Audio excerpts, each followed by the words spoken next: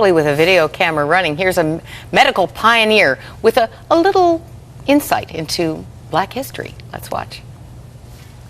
Everybody always wants to know, what did my ancestors do? What did my ancestors contribute?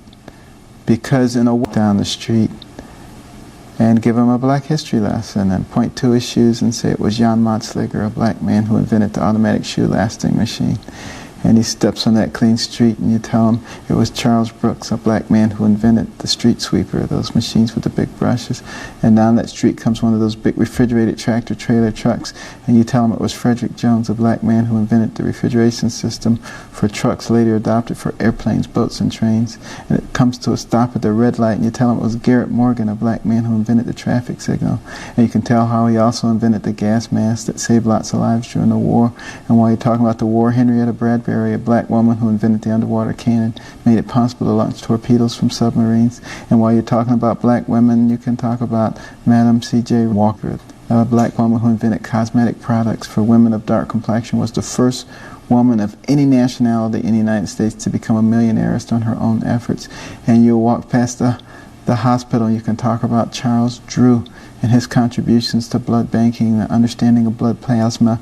Daniel Hale Williams, the first successful open heart surgery in the world, had an operative mortality rate of only 1.5%. You can talk about Lewis Latimer, who was the right-hand man of Thomas Edison, a black man, who came up with the filament that made the light bulb work for more than 2 or 3 days, who invented the electric lamp, who did pioneering work in incandescent and fluorescent lighting, who diagrammed the telephone for Alexander Graham Bell. Tremendous inventor in his own right.